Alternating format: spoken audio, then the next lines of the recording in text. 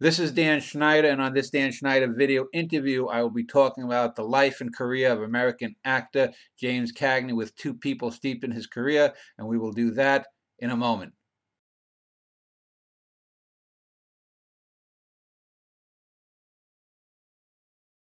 This show is on the life and career of James Cagney, an American film actor, and the two people that you see on your screen from left to right are Marilyn Ferdinand and David Inman.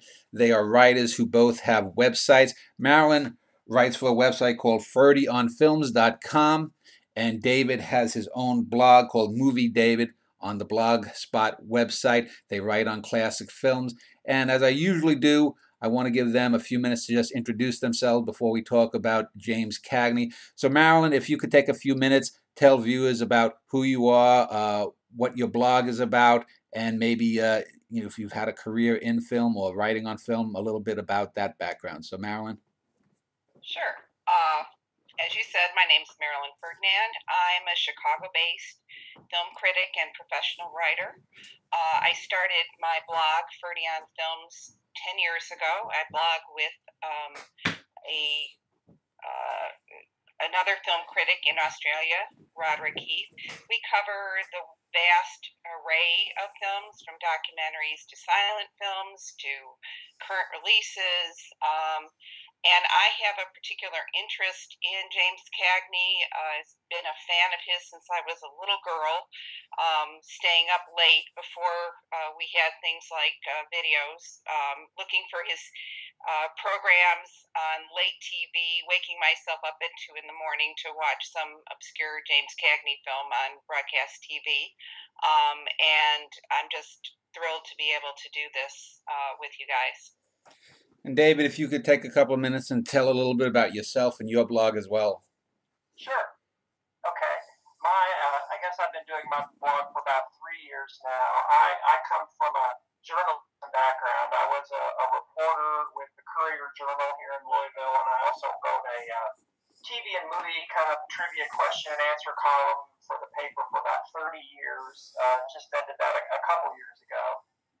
And my interest in Cagney began when I was a kid.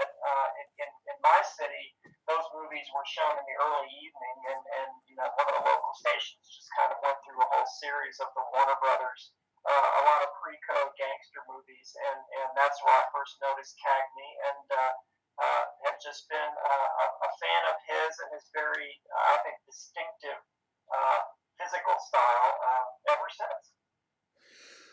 Well, I know my interest in Cagney started with my dad. My dad was born in 1916, and he lived most of his life in New York and Brooklyn specifically. So that's where Cagney came from. And I know as a young boy myself, I would used to watch Cagney films with my dad. And one of the things about Cagney that I wanted to just start with was I once wrote a review of a Yankee Doodle Dandy where I talked about what I called the Cagney Conundrum. And basically, that is that if you look at the way Cagney acted, especially in the early films, is in a certain way he seemed to have a limited kind of range. He always had the same mannerisms. He was always basically James Cagney in most of his films. Yet on the other hand, he was so versatile. I mean, he was a song and dance man. He could play the tough guy. He could have tender moments. Even though he was only like I think 5'1" or 5'2", he was often intimidating characters that were a lot bigger than him on screen. And it's just one of the more interesting personas out there. What drew you, both of you specifically, to Cagney? Was it the films that he was in? Was it his acting style? What is it about Cagney that made him a star in your eyes and to the general public? Either one of you. I think for me, again, being fairly young when I first came upon him, it wasn't the films. I didn't know anything about films at that time. I think it was his persona. He had this cocksure attitude, but he was also very tender. And so you got the idea that underneath it all, whether he was playing a ruthless killer or a pilot or whatever he was playing, he was always some kind of a sweet guy. He has this natural charisma, and I think that may speak to your conundrum of him always being himself in films, even while he was transforming himself into other characters. I think when you have that kind of charisma, that star power, it just shines through, and that's why we always see Cagney in his roles. He can't really disappear into them like other actors may be able to. And I think that's what drew me to him. I just thought he was the kind of guy that I'd like to know. I'd like to. When I was young, obviously, I had a little bit of a crush on him too because he was kind of cute, and I just fell for him basically. And as I got older and actually got involved in looking at his films, I could see the great skill and artistry that he had in all of his characterizations. I don't think he ever phoned in a performance that I've ever seen. Yeah, it's funny because I think one of the things that, and as I say, I discovered these movies when I was young as well, and I'm of the generation who grew up watching TV variety shows, and I probably saw impersonators doing Jimmy Cagney before I really discovered him in the movies, and when you see him as opposed to the people who impersonated him, you did see that there was so much more to his skill and his artistry than just talking like a gangster the way impersonators did. I also, for me, it was a personal thing because I come from an Irish background, and he always kind of reminded me of my grandfather, who was just kind of a scrappy working class guy who obviously didn't get the fights as often as Jimmy Cagney did because nobody did. But there was that background that I could recognize, and I think that is another one of the reasons that I was attracted to his style. And when you're a kid and you're watching movies, I think his physical style was just very distinctive, and it really stands out to you. And as you're older, you watch the movie with a more sophisticated eye, but I think at the beginning it was that physicality that really kind of jumped out at me.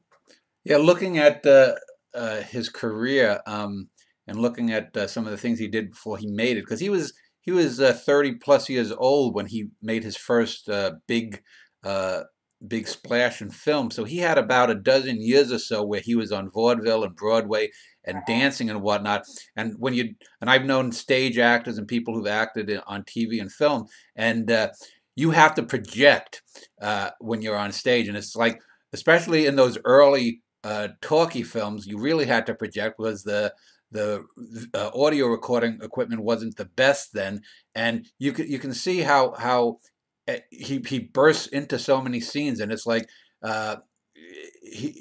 he just exploded there as a fully formed persona. Whereas if you look at other actors who maybe started out as child actors or in their late teens, early 20s, it takes maybe 5 or 10 years for them to get comfortable in roles and to work their way up. Whereas Cagney seemed to just be one of those people who was like an overnight sensation, but he had a dozen or so years of working, off screen.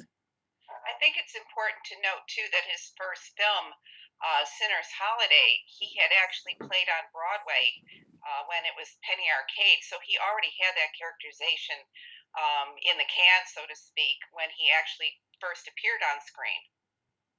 And he also, would say in later interviews that style that he, displayed in that movie and then carried over to Public Enemy of the tight, the shoulders, and I'm doing a really bad impersonation of it. But anyway, he learned that, or at least picked up some aspects of it from watching hopheads in his neighborhood when he was growing up, and kind of aping their kind of tight physical style.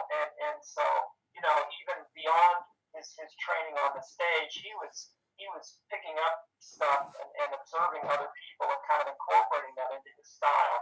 It sounds like when he was even a young person, and so he kind of, that probably helped contribute to his persona and made him seem even more fully formed by the time he did make it to movies. Yeah.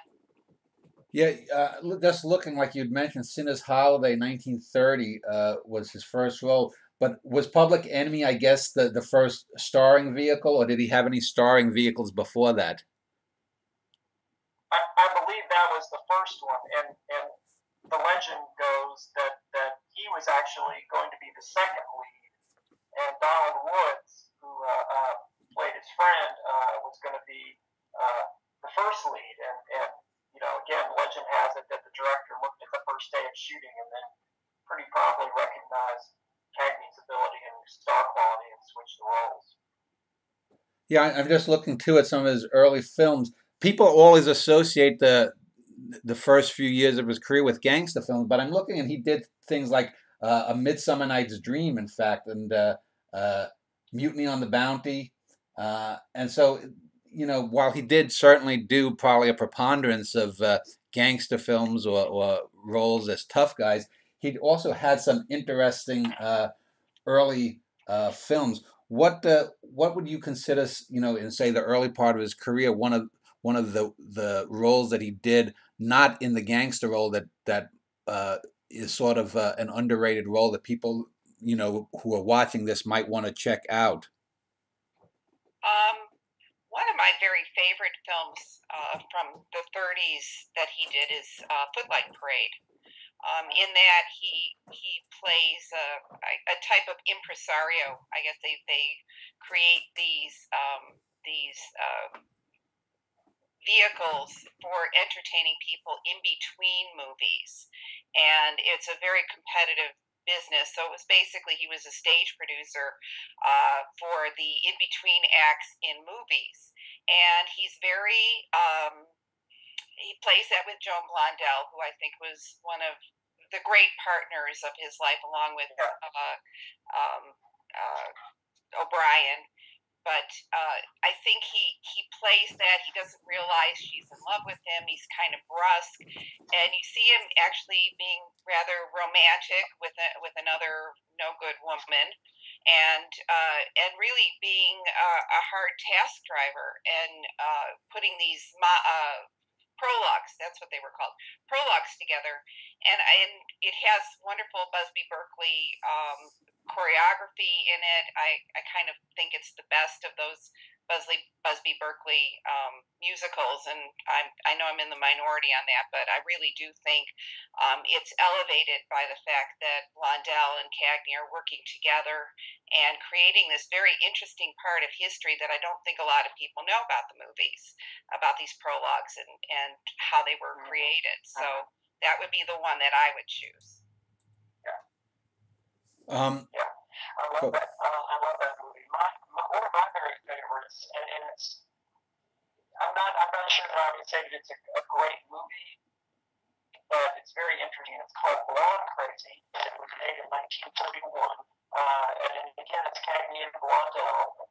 He is a bellhop in a hotel, but he aspires to kind of be a high-class con artist. We had a little technical difficulty, so David, if you can pick up with your thoughts on Blonde Crazy again. Sure.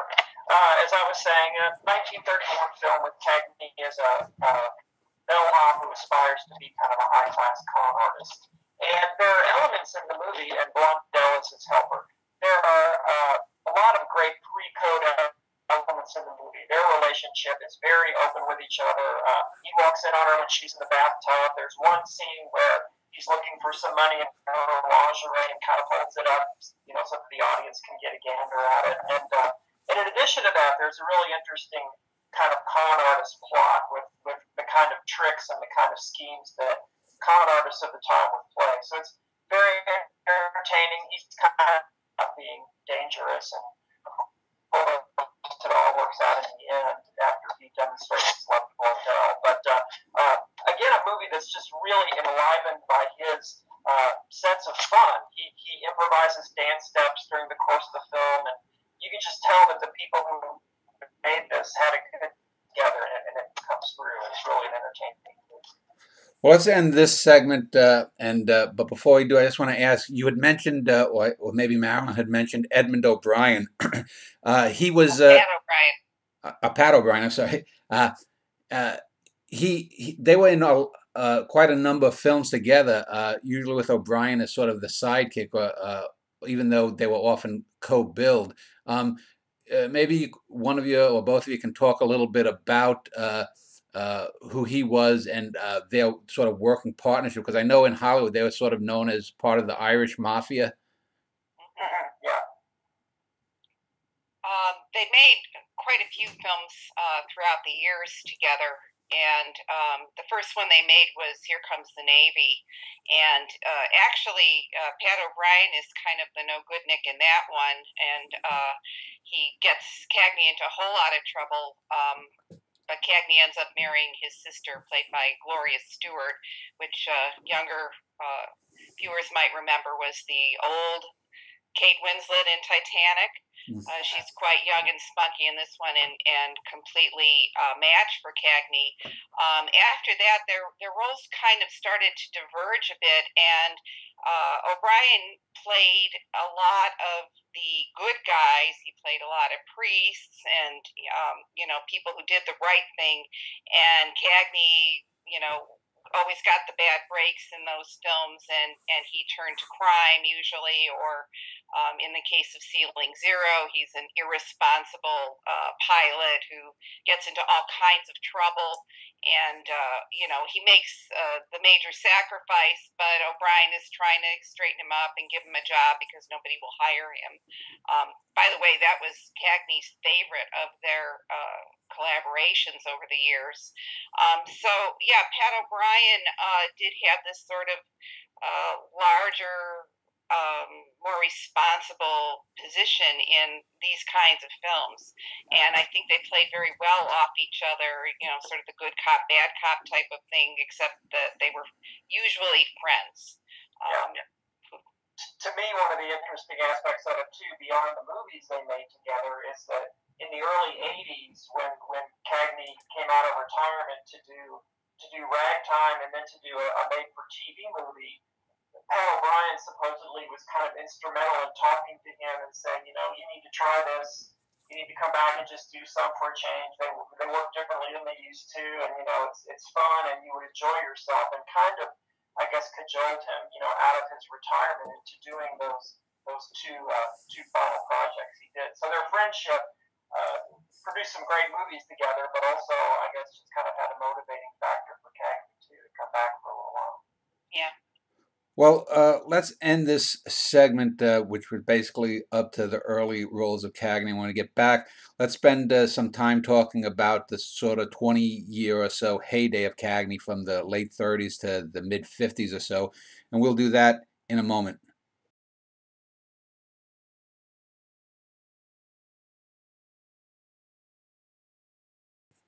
In this segment, I want to talk sort of about the prime of James Cagney's career after he got established by the mid-1930s. And we mentioned Pat O'Brien. Before we go on, I just want to, I had done a show some months back about the career of Humphrey Bogart, and Bogart and Cagney had an interesting handful of films that they appeared in. And I think in every single film, the Cagney character kills off the Bogart character. And this was before Bogart got established in the early 40s as a top flight star himself. He was always sort of second fiddle to Cagney. Can either of you talk about some of those films and sort of the dynamic between those two actors? Because one of the things I had mentioned in the earlier show was that I think Cagney had a kind of authenticity as a tough guy that I never really found in Bogart. To me, Bogart always was playing a tough guy, but Cagney had an on-screen presence that even though he was diminutive, you could believe that he would stand up to people. So talk a little bit about maybe the on-screen chemistry or relationship of those two actors in their handful of films. Well, I think your talk about Cagney being authentic is because he was authentic. He came from Hell's Kitchen in New York, and he grew up a rough existence. His dad died in 1918 from the Spanish flu, and he'd been a drunk before that. I mean, he had to hustle to support his family, which was rather large, and so he really did come up the tough way and interacted with people in the underworld on a daily basis. He would see them on the street, or boxed at one point, so he probably came in contact with some underworld people during that time. And Bogart was actually kind of a silver spoon guy. He grew up in privileged circumstances, and I think in some ways that scar he has on his lip is one of the reasons they thought he could play a gangster. Yeah, sometimes it comes right down to that. And I always found in the films that they appeared in, and probably Angels with Dirty Faces is maybe the most famous of them, that he pales in comparison to Cagney. You just don't feel any real threat. You feel his fear of Cagney. When Cagney says he's going to shoot him, you kind of know that he means business, and Bogart is really a two bitter compared to Cagney's authentic gangster who's willing to mix it up, who's willing to shoot to get what he wants, and he'll do it himself. He won't hire some thugs to do it. So that's kind of how I see their unequal relationship, both off camera and on. I think you're absolutely right. And, Humphrey Bogart could be a magnetic performer. If there's a scene going on where he's in it with Jimmy Cagney, you're probably watching Cagney because there's just something about him that draws your attention in a way that Bogart, in comparison to him, doesn't. And again, it's just a testimony to his kind of star quality, if you want to call it that. I want to talk about three films in the late 30s before the film that sort of helped change Cagney's career, which is Yankee Doodle Dandy. But I know my dad, probably three of his favorite Cagney films were Angels with Dirty Faces, because it starred the Dead End Kids, who later morphed into the Bowery Boys, and then Each Dawn I Die, which was, I think, the only film that Cagney starred in with George Raft, who's pretty much forgotten now, but was a fairly big name back in the 1930s.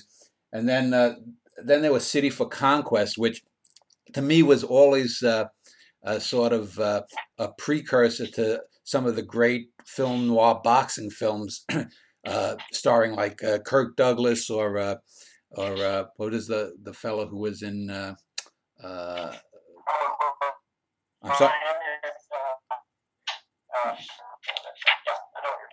Yeah.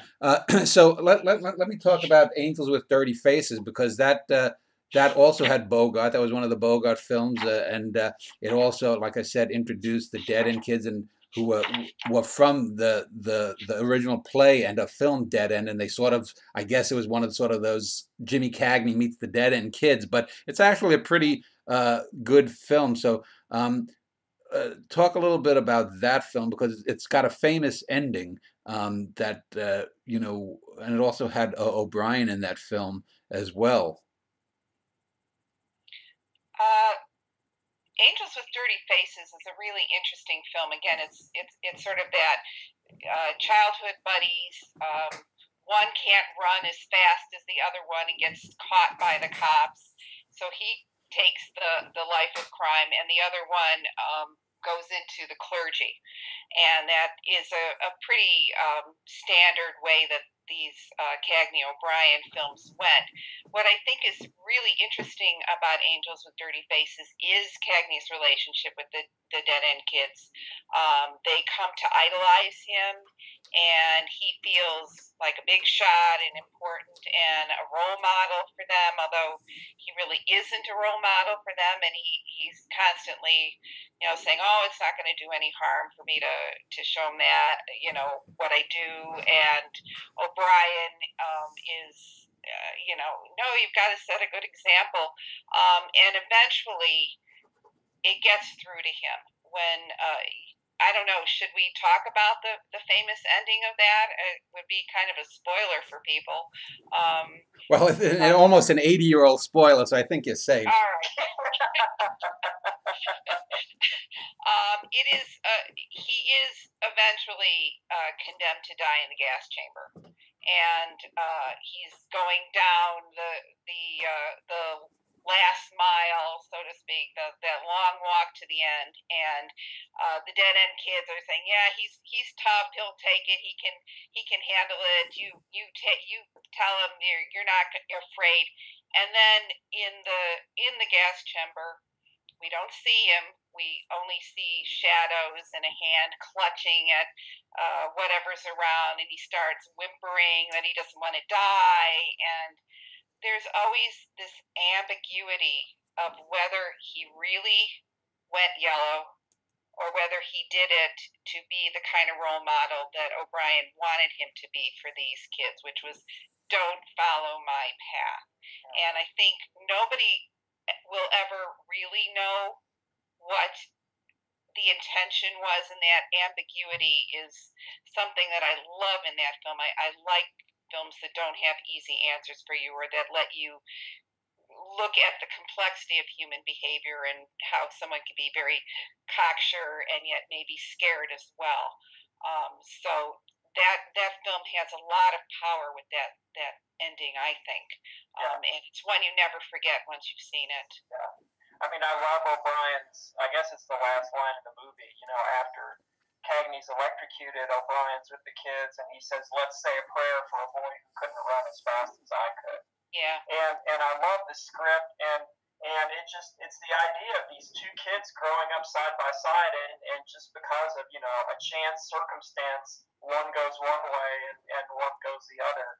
And what I love about the movie too, there are certain things that you know went on to kind of become movie cliches. There's the part where, you know, Cagney's character Rocky is in the, you know, holed up in the warehouse, and the police are outside, and, you know, Rocky, we know you're in there, you know, the standoff and all that stuff. And it's just, I love that movie. I love the script, and it's you know, and at that point, Cagney is still playing the gangster, but he is, you know, in the other films as well, he's meeting his comeuppance. He's, you know, he's having to atone for what he did. I think in a more serious way than he would in some of the pre-code movies. And so that part of it's interesting too, I think.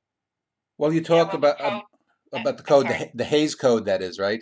Yeah. Yes, right. So because of that, I guess I always felt, I mean, within the diegetic reality of the film, it's ambiguous. But I always got the sense that just in terms of the property that James Cagney was, and because of that code, and because of the relationship that he has with the O'Brien priest character, that I think he put on an act, because, you know, it seemed to me, because you see him in those last shots of his face, he's still steely-eyed, and it goes against everything in his character, except when you factor in the fact that he would, I think, that he loves his friend and he wants to do right by him somehow.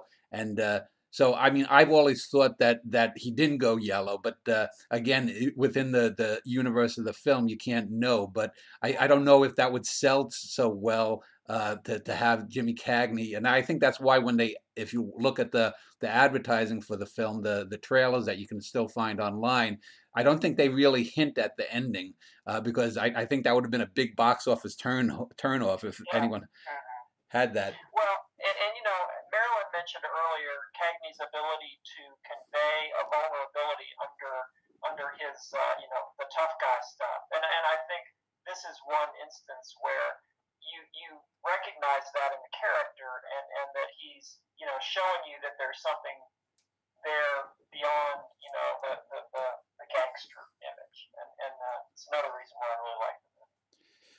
Each Dawn I Die is another film that was a favorite of my dad, and I believe the reason that it sort of inverts the Cagney roles, and that Cagney isn't the gangster, he's going after the gangster. Wasn't that because Cagney had left the studio that he was with, and he negotiated a deal where he wanted to play some good guys? Am I right about? I think I read that at one point. I'm not sure about that. No. I know that he did chafe at that, you know, at the gangster role, and a couple of times I think he and Betty Davis were kind of known for always kind of getting into fights with the Warner Brothers, and he did go off on his own. It seems like 37 or 38, and did Something to Sing About, and some other kind of non-gangster roles. So that may have been part of it. Yeah. Well, let's talk about that film. As I mentioned, George Raft was a well-known, along with Cagney and what's his name, uh, the guy with the big lips, Little Caesar. Edward G. Oh, Edward, Robinson. along with Robinson and Cagney, Raft was probably sort of that trinity of the gangster stars of there. And in real life, I think he had some real life mafia connections. So if either one of you can talk a little bit about that film, because I think it was, from what I'm reading, I guess Raft had a small cameo in an early Cagney film, but this is the only time the two men appeared on screen in the same film. Go ahead, David. This is one that I didn't catch up with. Sorry. Okay. Okay. Well, and to tell you the truth, I'm not as familiar with this one as the other two either. But Rap. I mean, yeah, Rap kind of shared. There were certain things that his background had in common with Cagney's. I think off screen, Raft was a little more flamboyant and kind of still ran with that same crowd, whereas I think Cagney was not really interested in doing that. But from what I remember of the movie, the two men worked pretty well together, and uh, Raft had a very understated style, especially as opposed to Cagney. But I remember the two of them kind of meshing, pretty well in this movie. I Uh, think they were friends in New York. Uh, he gave Raft his intro into movies with Taxi. You mentioned that one, Dan. That Oh, yeah, he had a right. cameo dancing the Peabody because they needed someone who knew that very strange dance, and he said, "My friend Raft knows it," and that's how he really got him into Yeah. movies. But I think they were friends, so I'm not surprised that they got along and worked well together. I'd mentioned City for Conquest, and actually it was John Garfield, Body and Soul. And I always looked at City for Conquest with my dad as sort of a precursor to those films like Body and Soul and Champion.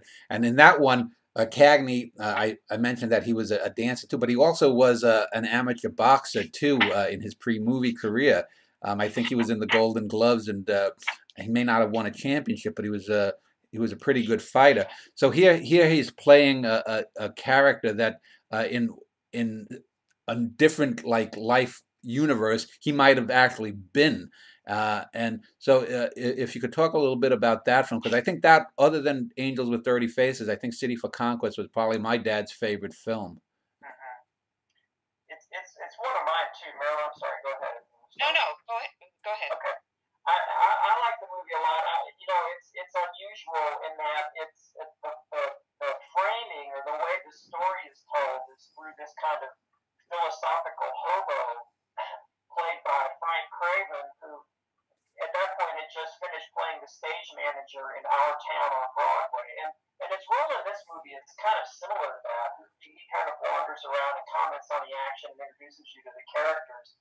But I really just love it's a very romantic movie about the city and about the people who I forget how exactly Craven puts it, but they're all struggling to climb the ladder of success every day, and then it takes you into a closer look at Cagney and Ann Sharon and two people who are in love, and then what happens to them as he pursues his boxing career and she pursues her dancing career. And it's a very poetic, might be a too strong of a word for it, but it just has a wonderful kind of wistful quality to it. I think that I really like.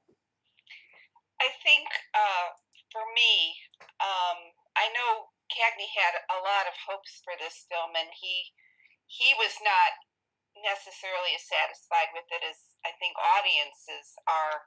But I find that his lack of pathos, or in when he's blinded, he just sort of, well, that was my lot. I paid my money. I took my choice. And I like that he can play that up so straight and without any self pity, and really trying to do well by his brother Yeah. and saying, no, pursue your dreams. I did what I had to do. Now you have to do what you have to do.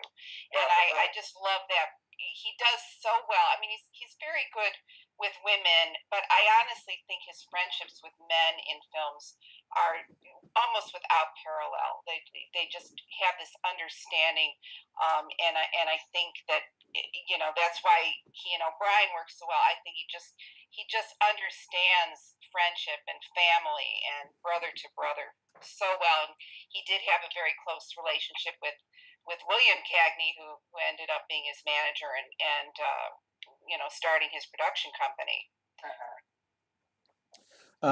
So, I love, I'm sorry. Go ahead. Go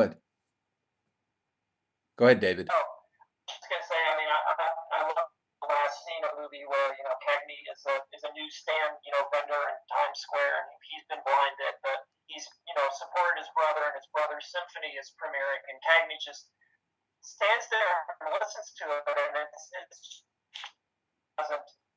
He really doesn't try to milk it, and he doesn't need to. He plays it just perfectly. It's a very moving scene, and really, and it's not because he's manipulating you in any way. It's just, I just love that scene. Okay, let me just pause here. Here we go. So let's talk a little bit about Yankee Doodle Dandy, because probably anyone who's just coming to the career and the films of Jimmy Cagney, that's probably going to be the first DVD that they're going to rent, or the first thing that they would download. David, are you still there? Oops, hold on, he faded.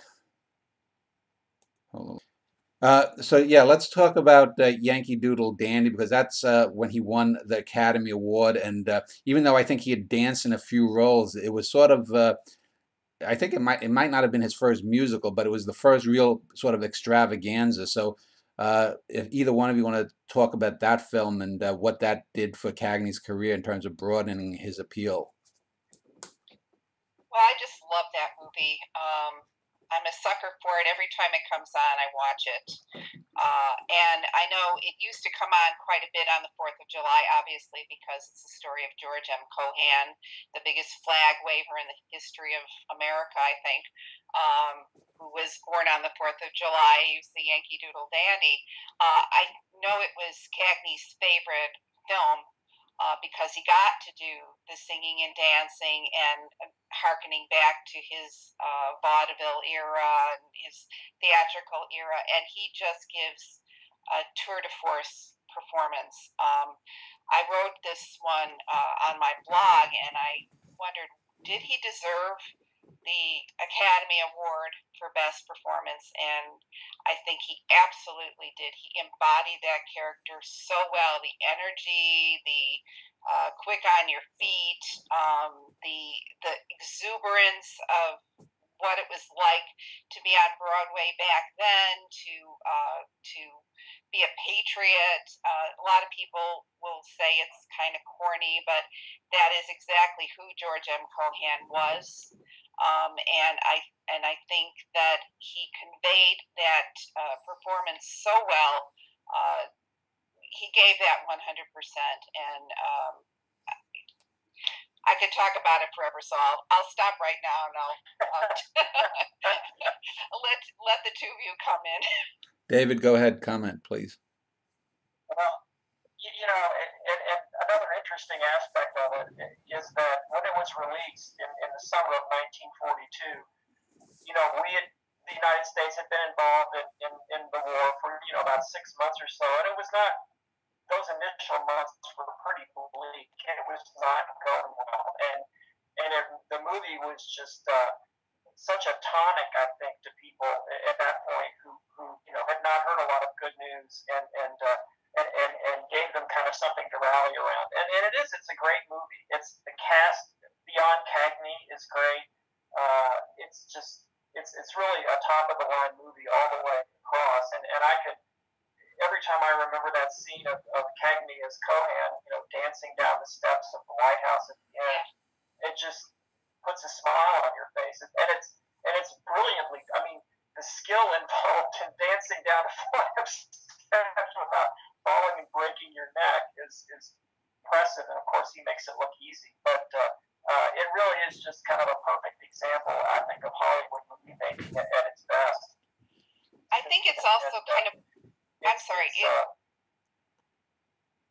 I think it's also kind of poignant too, because his sister Jean Cagney is in this film, and she plays George M. Cohan's sister Josie, and they have that moment when Josie tells him, I'm going to retire and break up the act. It'll be the three Cohans, and I find that a really touching moment, because that moment did happen in real life for them. And again, you just get this sense of family very much in that. When you see it again when his father is dying, and I do think Walter Houston was terrific in that role. Yeah. Just almost blew Cagney off the screen. Couldn't really, but he held his own very, very well. But when he's dying, you feel the poignancy of that scene and the loneliness that George M. Cohan feels at that moment, because his family is gone. It gets me every time. Yeah, it's a really good point. Let's talk about the war years, because Cagney was too old to serve, but I know he did a lot of entertaining of the troops for war bonds and stuff. At the same time, he had also left Warner Brothers, and you'd mentioned, I think one of you had mentioned earlier, his brother was his business manager, and Cagney was one of the first stars. I mean, he had helped form, I believe, United Artists, but he was also, I think, one of the first stars to try to have an independent production company. So let's talk about his involvement in the war years in terms of the war bonds and that kind of thing, and also then the pros and cons of how his career went under his brother's tutelage. He did help the war effort in terms of selling bonds, and at one point he was considered possible communist, because he had contributed to some anti-fascist group that was supposedly a front for the Soviet Union. He didn't get too far in that. He was not called before the committee during the blacklist years and the HUAC committee things, but that was one thing that he did. He was also active as a union person, organizing the Screen Actors Guild. He served as their president for 2 years.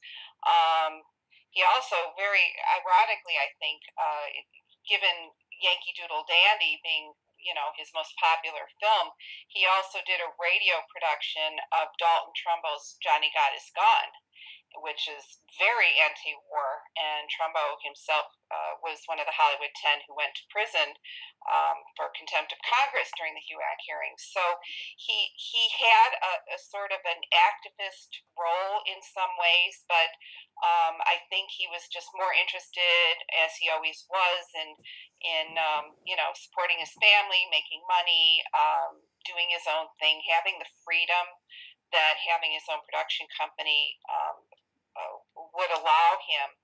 And every time he left Warner's, he came back with a better contract, so he kind of knew how to handle the business part of it too. And I think he made some decent films during those years as well. Johnny Come Lately, I think, was the first one where he plays a newspaper man, and I'm again a sucker for a newspaper movie, being a journalist, and he brings also do. I'm sorry. Didn't he also do The Time of Your Life during that? Yes, he did.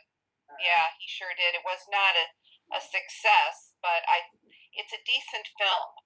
It's a little stagey, but he's kind of the wise philosopher or viewer in that film, and I like that he can stand back and let other people sort of take center stage, even though your eyes are still looking for him. Yeah.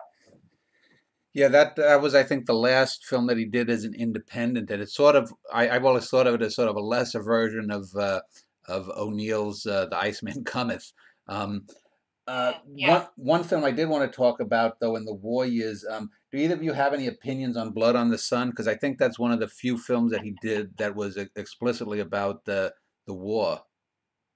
I have never seen that one. Okay. I have seen it. If it's been a while, but I know it had to do with China or Japan, Yeah. and he learned judo to so he could rough up his Asian foes in that. I don't remember it making a very strong impression on me, and I don't know that the things that he did with his own production company were of the quality that he had done with other ones. He did a film called A Lion Is in the Streets, which was a takeoff on all the King's Men. It was his version. I had remembered it fondly when I'd seen it many years ago. I got a copy of it, and you know what? It's a real stinker. Not too good. Well, In a lot of ways, he benefited. I'm sorry. Go ahead. no, go ahead. Finish your thought.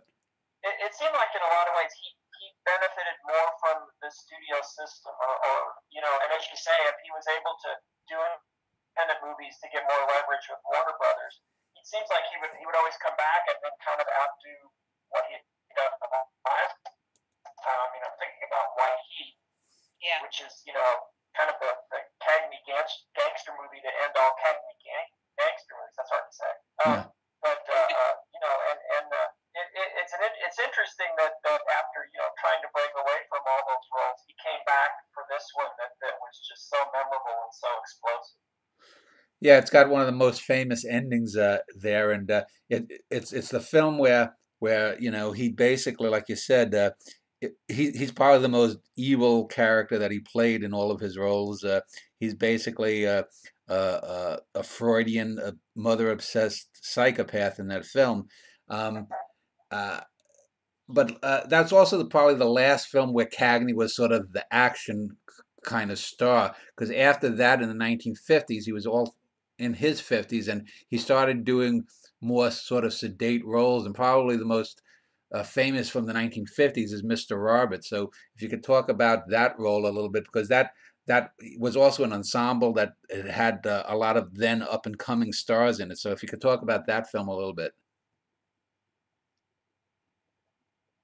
He had a very small role in Mr. Roberts, and I think he enjoyed standing back a bit, and just sort of going along for the ride. As you said, he was getting older, and he didn't feel that he had to carry a film anymore. That he could play these supporting roles and sort of be somewhat terrifying with Jack Lemmon, but so you still get kind of that tough guy. I saw an interview with him where he said, "Well, that tough guy was really in all of my roles. There's just a little bit of it in all of them, and I think you do see that a little bit in Mr. Roberts, which is a delightful film. It's fun and he's not so serious in it. He's got sort of tongue in cheek as on that ship, and I enjoy that film a lot. I do as well, and it's he really is. You're the bad guy when you're the one who's against Henry Fonda, and who's this noble guy who wants to get into the shooting war and who won't can't get off of the ship because of the vindictive captain. I do have to say though that my favorite Cagney performance from the 1950s is probably Love Me or Leave Me. They're both, he and Doris Day are just both outstanding in that movie, I think, and that's a movie where he's threatening and vulnerable, and Doris Day matches him, playing a scene with Jimmy Cagney. It living up to him. She really does a great job in that movie. Love that movie. Yeah, that I would agree with you. I think Love Me or Leave Me is certainly his finest film of the 50s. Again, there's music in it, making good use of Doris Day's wonderful singing voice, but the pathos of it, of this man just being obsessed with her and her feeling grateful to him, but not really in love with him, it's really kind of heartbreaking. But if they had left the one scene in the film that the censors made them cut, which was Martin Schneider raping raping Doris Day's character, Ruth Etting, I think we would have lost sympathy completely for him. It's hinted at, but they didn't go through with that on screen. But it's a powerful film in a lot of ways. Yeah, it's really well done, I think, and I guess in some ways it's. I mean, he went on to make some movies after that, and we can talk about those in a minute. But I think really this is one from the 50s that was his best, I think. Mm-hmm. Just a few other films in the 50s I just wanted to mention to see if you had any comments. He reprised the role as George M. Cohan in a film called Seven Little Boys. It's a minor role, but if you want to do either, you have any comments about that film, because it's something that I never saw. But what is give me the gist of that film if you. Well, it's a film about Eddie Foy, who was a vaudeville star and a rival of George M. Cohan's, and they have a little bit out front of the theater where they're kind of verbally jousting about who's better, and Foy is actually was well known for spitting when he talked, and Cagney's character, again as George M., was talking about people, needing to wear raincoats in the first row, things like that. So it's a nice little bit of verbal sparring, and again, pretty much a throwaway kind of thing, but very entertaining.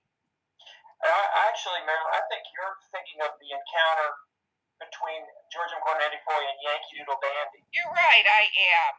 And in the Seven Little Boys, Eddie Foy's played by Bob Hope, and they kind of have a dance-off.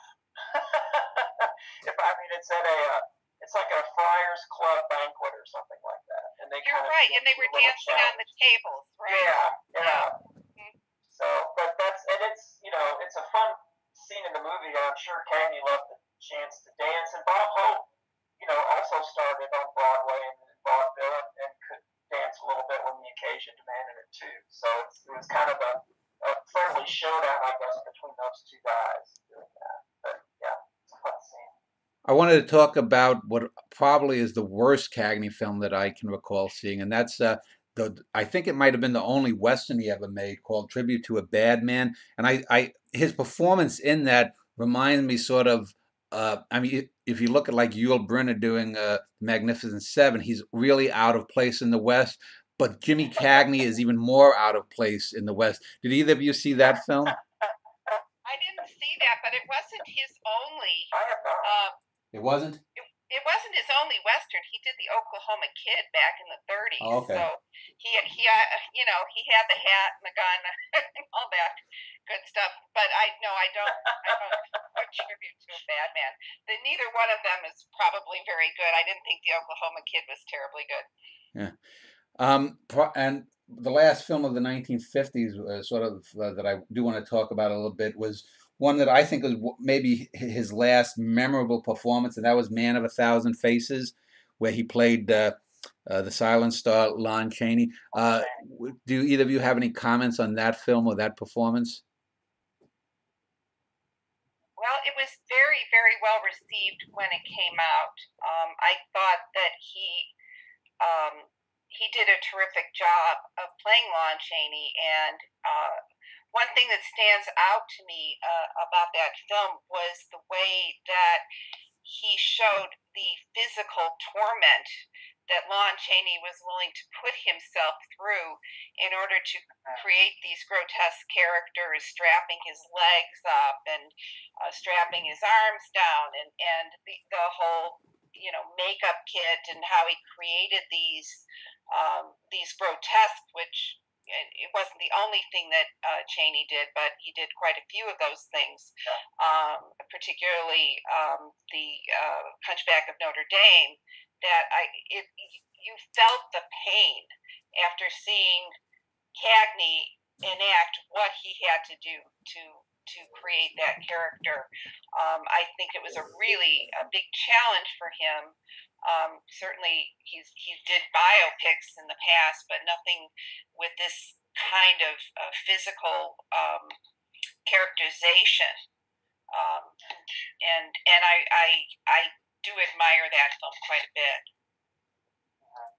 The one scene I always remember from that movie is he's portraying Chaney in a movie called The Miracle Man, and he's horribly disfigured, and I think he's supposed to be healed by a faith healer or something like that. But anyway, it's Cagney, I mean, literally, clawing his way across the floor and just contorted into all of these positions. And when you consider it, I'm in my late 50s, and if I tried to contort like that, I'd probably never get back out again.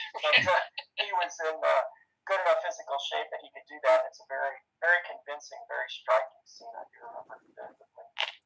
Well, by the early 60s, Cagney had basically retired from films, and there was a sort of a 20-year absence from film. And then he came back and did both a film in the early 80s and then one final television film. The film, the theater film, was Ragtime, and then he did a TV film called Terrible Joe Moran, where they used clips from City for Conquest as sort of the character he was playing, supposed film of his earlier career. So let's just talk about those two final performances and works, if we can. Well, before we do that, I would like to mention the last film, the film that he retired before coming out of retirement, 123, where he played some Coca-Cola executive. It was a Billy Wilder film, and he was shot in Germany, and he had a terrible experience doing that film. He really hated it, the experience, but it was sort of a screwball comedy. It had this very fast pace to it that reminded me of Boy Meets Girl from the 30s. So he did have sort of a screwball period in there as well, and that's when he hung it up after that film. And yeah, he was induced to come out of retirement. As you said, Pat O'Brien kind of induced him to do that to help him recover from a stroke that he had to do Ragtime for Milos Forman. And he has a small role in it, but I still remember it. Milos Forman said about that performance, he says, I think James is some kind of a genius, because when you see with your bare eyes what he did, it looks better on the screen. He says, I don't know how he does it, but it's even better than what you saw with your own eyes. And I have to agree. He's an old man by that time, and he limited movement. He spends most of his time behind a desk and on a telephone, but he makes the most of that small part. It's indelible in my mind. Yeah. He really does. You're absolutely right, and you come away, and the movie, has its ups and downs, but he is definitely one of the most memorable. And Terrible Joe Moran is one of those. It's a TV movie, and in the mid '80s they were cranking those out. There were 3 or 4 on every week, it seemed like. But the cast, it also has Art Carney in it as kind of his sidekick, and it has Ellen Barkin in it, and he really does elevate that also, because really it's kind of a boxer with heart of gold, and nothing in it that happens that's really unexpected, but he really emotional. I think that it wouldn't have had with anybody else in. Well, let's end this segment on that note. When we get back, I want to talk a little bit then about the later years of Cagney's life and the legacy that he left on screen, and we'll do that in a moment.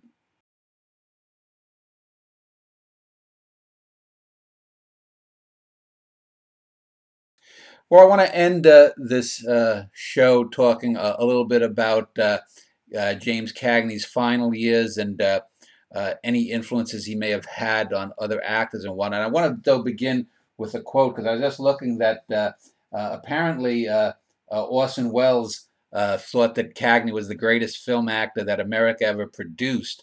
To what esteem do you think that he was held by his contemporaries and by both critics and also, filmmakers? As I mentioned, Welles, but also I'm seeing that both Kubrick and Marlon Brando thought that he was also one of the greatest actors ever. And like I said, if you actually look at him compared to some of the more subtle performances that came with, say, the new Hollywood or the new wave actors of the 60s or 70s, Cagney starts out in that era, just in the early sound era, where you're constantly projecting, and there seems to be a lack of subtlety. Yet, by the same token, he's always at the center. Whatever scene he's in, he always dominates. So let's talk a little bit about both his acting method and how his contemporaries viewed him. Well, he was very famous for being contemptuous of method acting. He said, "Why do you have to go and work yourself up and find your backstory?" He says, "All you really need to do is stand up, plant your feet, and tell the truth." And I think that Cagney's approach to acting was simply that. He was, as David had mentioned, he was a great observer of people. He would pick up little ticks, little moments that would help him flesh out a performance, give some subtlety, give some depth to the performance. And I think he did it almost without thinking.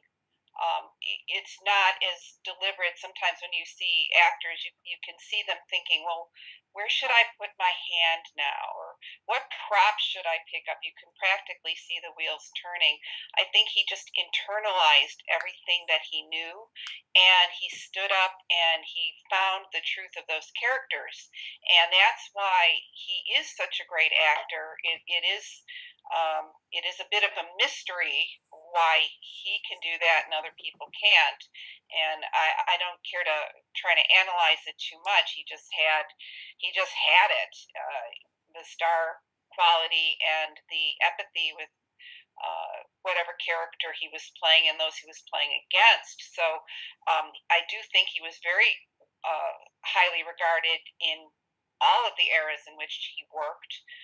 Maybe not by his bosses, who saw him mostly as a moneymaker, and that's why they kept shoving him into gangster films. But he had respect for his own craft, and he did like to pass it on. He took Pamela Tippin under his wing. She co-starred with him in 1, 2, 3, and kind of helped her perfect her technique. He also did the same with John Travolta, who was very concerned, and he about his career, and he says, "Listen, you have to approach it from the standpoint that they need you. They can't make a movie without your face there," and gave him a certain competence. And we've seen what kind of a spectacular career renaissance Travolta has had, and I do think that James Cagney is probably partly responsible for that, for him not giving up and going with the directors who could bring the most out of him. So I think his legacy is enormous. Not to mention all the movies that we have that we can watch and learn from and enjoy, for as long as they're available. Yeah.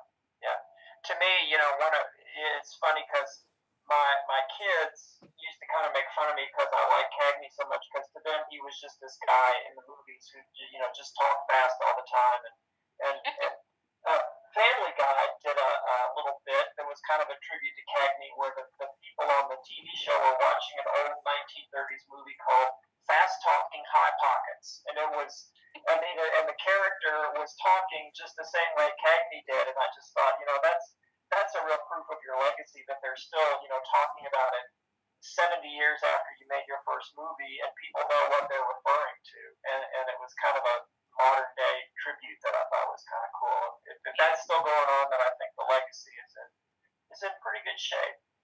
Was Cagney also the president of the Actors Guild for a while? The Screen Actors Guild, yeah, for 2 years. That was in the 40s, I think. Yeah, because I think he was responsible too by striking out on his own. I think it took about 15 or 20 years, but I think actors like himself, a few others who struck out on their own, eventually brought down sort of the old studio system, and we have now the actors who can make $20 or $30 million of film, probably because of the actions that Cagney took. What do you think his legacy in terms of not just the acting craft, but in terms of being able to get actors their dues is? Well, he certainly wasn't the first. I mean, when United Artists was formed, it was back in the 20s, and that was Mary Pickford and Douglas Fairbanks and Chaplin. And D.W. Griffith was part of that as well. So it wasn't unprecedented what he did, and but I think the fact that he kept fighting Warner's and winning was something that encouraged other people like Bette Davis, who was very unhappy with the roles she was getting, to go and fight for their careers, and not just be these cogs in a wheel for other people to make money and for them to be exploited.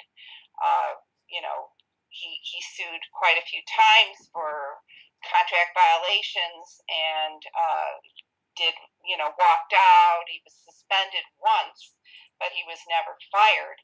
And I do think that he did lay the groundwork for other people to do that. I think most spectacularly, Burt Lancaster probably had the most successful independent production career of that time. And I have to think that he looked at Cagney as an example of what to do. Sure, absolutely. Yeah. Well, let's just talk about Cagney's actual final years. We mentioned that he had two films, a telefilm and a regular theatrical release. But was his final years, was he in good health? How did he spend his final few years? Well, he always liked farms. He was a kid from the city who couldn't get enough of the country. And he did have a property on Martha's Vineyard. I think he had one in New Jersey as well. And he just kind of sat it out back at the farm. He was married to one woman who he met in vaudeville for his entire life. They adopted two children, and I think that he was estranged from both of those children towards the end of his life. But he died at 86, so he had a pretty good run. And I know when I heard of his passing, I really felt like a hole had opened up in my life, because there would be no more James Cagney movies ever again. I'm just, and I think if I remember right, he was one of the first performers to receive an American Film Institute Life Achievement Award. And I remember watching him on TV, and this would have had to have been in the mid-70s, I think. And at that point, still seemed to be in good health and still very willing to kind of, I think that's where I heard the story about, him watching the hotheads in his neighborhood getting the idea to perform from there. So it's nice that he was here and able to kind of appreciate some of the accolades and some of the laurels that were very deserved. And so that and as you say, he kind of just left on his own. He made up his mind, that was it. I've done this enough. I'm going to go work on the farm, and he wrote an autobiography, and did things, but kind of, I guess, did it at his own pace and its own terms, and that's nice. Well, want to wrap up this interview giving you both a few minutes to just talk about anything you want to talk about regarding Cagney or your websites. People who've enjoyed this interview can look below the video, and you'll see links to both Marilyn's and David's websites. So Marilyn, let me start with you. Any final thoughts, or if you want to sum up your thoughts on Cagney, the actor, the man, the career?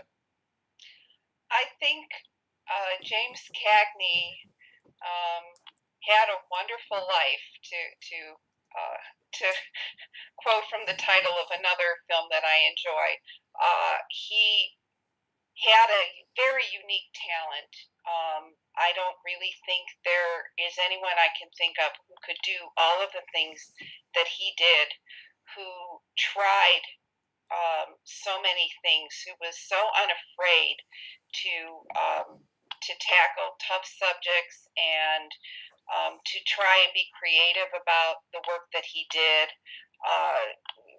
White Heat is a good example that he was given a standard gangster script, and it was he who added all of the craziness, because he said, well, why do we need that again? Let's do something different. And I admire him greatly for being willing to take those chances and to try things and to leave us such a wonderful legacy of films. I've seen as many of them as I can, and I do go back to them again and again, because there's always something more to discover in his performances and in the film choices that he made. So you'll find a number of reviews of some of his films. I've got Taxi, Strawberry Blonde, which we didn't discuss, but is a wonderful film, Yankee Doodle Dandy. I mean, the list goes on. And I really do hope that younger viewers will go out and discover these films. It's maybe an old film, but if you haven't seen it, it's a new film to you. David, any final thoughts from yourself? I just want to say, to me, there's a handful of movie stars who have a recognizable kind of physical style. And I'm thinking of people like Burt Lancaster, Fred Astaire, Cary Grant, and absolutely James Cagney. And that's what you think about when you remember his performances as much as anything. And just a distinctive style that he brought really to every movie in one way or another, even when he's the gimp, as he's called in Love Me or Leave Me, and not able to be as usually as he still brings that same kind of physical energy to it. And I think that's one of the reasons I enjoy his movies so much, and why his performances, I think, just really kind of leap out beyond the norm because of what he brought to him. Yeah, I think Cagney is sort of like one of those actors like John Wayne. Even if you just saw the silhouette of John Wayne sort of standing the way he stood or walked, you know it's John Wayne. You know a trench coat and a fedora, you know that's Bogart. And Cagney sort of is this guy with his sort of chin stuck out, daring someone to hit him. And even if you just saw a silhouette, you know that's Cagney. So let me just end and say Marilyn's website again is ferdyonfilms.com, and David has a blog, Movie David, and it's on Blogspot. If you enjoyed this show, go check out their websites. My next show will be A Change of Pace. I'll be talking with a New York Times reporter who wrote a book on race and racial differences. He was a New York Times science writer. So again, thank you to David and Marilyn, and it was a good conversation.